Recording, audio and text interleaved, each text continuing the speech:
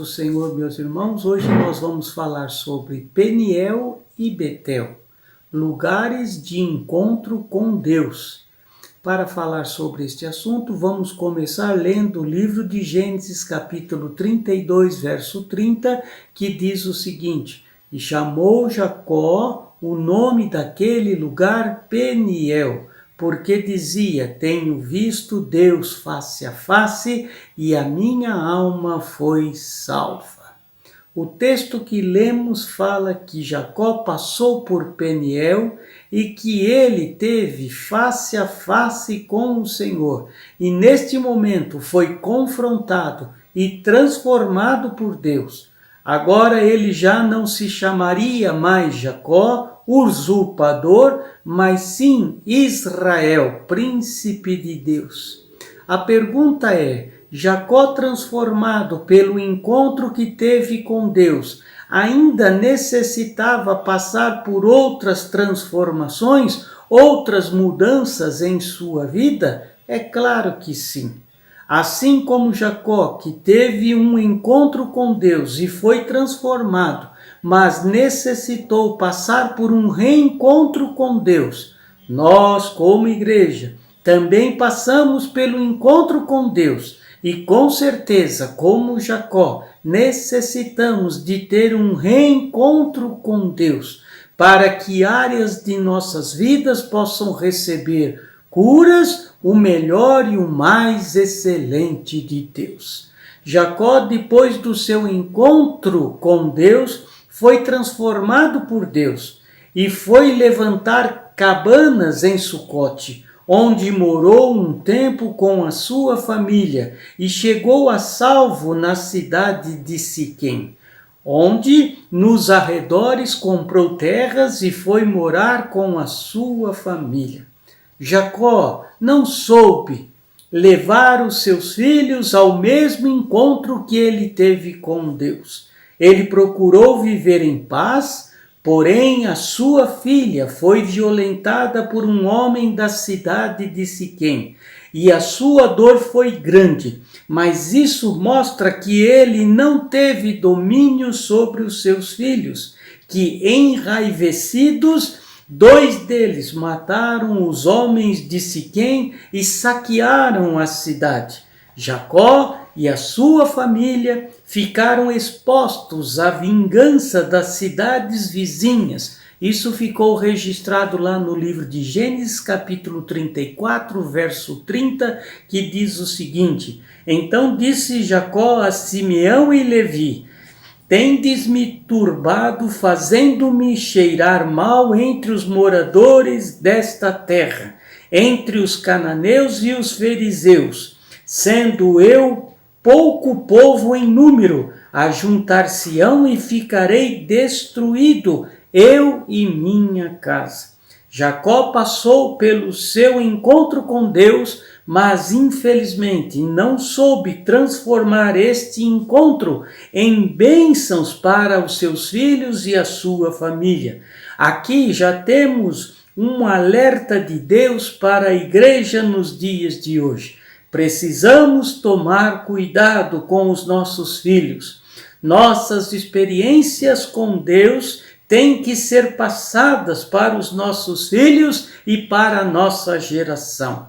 Infelizmente, na história de transformação de Jacó, isso não aconteceu. Ele não soube com sabedoria levar a transformação que recebeu no seu encontro com Deus aos seus filhos e à sua geração. Jacó também permitiu legalidades na sua família. Percebam, Jacó havia saído de Padã Arã, da casa de seu tio Labão, com a sua família, e especialmente com a mulher que ele mais amava, Raquel. Porém, o amor de Jacó o deixou cego, permitindo que a idolatria morasse em sua casa. Raquel era amada de Jacó, mas era idólatra, carregava os ídolos roubados do seu pai para a sua nova casa, estabelecendo a maldição através da legalidade. Isso ficou registrado no livro de Gênesis, capítulo 31, verso 30, que diz o seguinte: e havendo Labão ido a tosquear as ovelhas, furtou Raquel os ídolos que o seu pai tinha. Às vezes, saímos do nosso encontro com Deus e não fazemos uma limpeza em nossa casa, em nossa vida. Não tomamos uma posição diante da nossa família e permitimos legalidades aos inimigos, aos demônios, de voltar a operar com maldição em nossas vidas e em meio à nossa família. Às vezes, por não tomarmos uma posição diante de tudo em nossa vida, permitimos que o inimigo volte com mais 7 demônios, piores ainda, e os dias seguintes ao encontro, ao invés de serem dias de bênçãos, passam a ser dias de dores e sofrimento. O mal foi estabelecido na família de Jacó, porque ele permitiu que a sua mulher amada convivesse em sua casa com ídolos do seu pai, furtado da casa do seu pai. A igreja hoje está sendo levada a observar o que estamos escondendo em nossas vidas e que não pertencem a Deus, que tem servido de base para o inimigo nos amarrar, destruir e nos envergonhar a nós e ao nosso Deus. Jacó, graças a Deus, passou por um reencontro com Deus, e isso ficou registrado lá no livro de Gênesis, capítulo 35, verso 1, aonde está escrito: depois disse Deus a Jacó: levanta-te, sobe a Betel e habita ali, e fazes ali um altar ao Deus que te apareceu, quando fugistes da face de Esaú, teu irmão. Deus pediu a Jacó para ele mudar de lugar, sair de Siquém, que significa ombros ou costas, e se dirigir ao lugar aonde, há mais de 20 anos atrás, ele teve um encontro com Deus, quando fugia da ira do seu irmão Saul. Deus pediu a Jacó para ele levantar um altar, e este era o altar do reencontro, do concerto com Deus. O altar tinha que ser erguido em Betel, que era também uma cidade conhecida como Luz. Deus estava então chamando a Jacó das trevas para a luz. E na luz de Deus que vemos os nossos defeitos e falhas, os lugares aonde necessitamos de cura, de libertação e de conserto. Amados, hoje Deus está fazendo o mesmo com a sua igreja. Ele está levando a sua igreja a não dar mais os ombros, as costas para a vontade de Deus em nossas vidas. Está levando a igreja a mudar de posição, a sairmos da nossa área de conforto. Está levando a sua igreja a valorizar o encontro que tivemos com Deus, quando ainda éramos perseguidos, e a buscarmos um reencontro com Deus. Aleluia! Deus está levando a sua igreja a levantar um altar verdadeiro, ou seja, que a sua igreja precisa se tornar verdadeiramente Betel, a casa de Deus. Nossas vidas precisam ser realmente o templo do Deus vivo. Aleluia! A Bíblia mostra que Jacó levantou o altar em Betel e tomou uma posição de mudança diante de Deus, e isso ficou registrado no livro de Gênesis 36, verso 2, aonde está escrito: então disse Jacó à sua família e a todos os que com ele estavam: tirai os deuses estranhos que há no meio de vós, purificai-vos e mudai as vossas vestes, aleluia. Observe aqui o processo mostrado neste texto que estava ocorrendo na vida de Jacó. Disse ele: tirai os deuses estranhos do vosso meio. Jacó, até que enfim tomou uma posição diante da sua família. E disse mais: purificai-vos, limpe as vossas vidas, os corações, servi a Deus.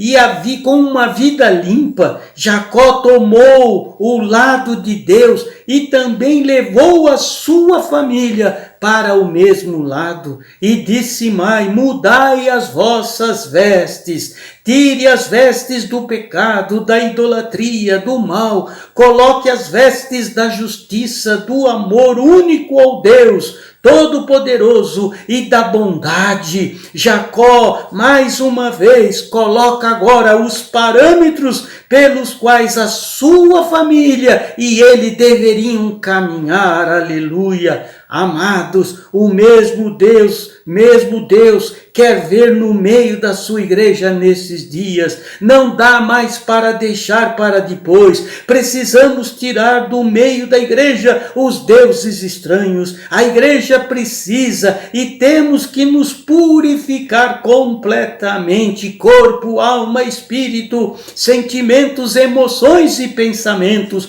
todo o nosso coração. A igreja precisa mudar as suas vestimentas, tirando o pecado, a injustiça e nos vestindo com vestes da justiça, do amor, da bondade e nos revestirmos da unção do Espírito Santo, aleluia. Jacó não só pede uma mudança para a sua família, para ele mesmo, como também torna o seu discurso em ação. Isso foi registrado lá no livro de Gênesis 35:4, que diz o seguinte: então deram a Jacó todos os deuses estranhos que tinham em suas mãos e as argolas que estavam em suas orelhas, e Jacó os escondeu debaixo do carvalho que está junto a Siquém. Os ídolos foram tirados do meio da família de Jacó, e ele levou todo o povo à luz, a Betel. Já não era só Jacó que servia a Deus, a sua família agora tinha um encontro com Deus em Betel, enquanto Jacó, ele mesmo, tinha um reencontro com Deus, aleluia.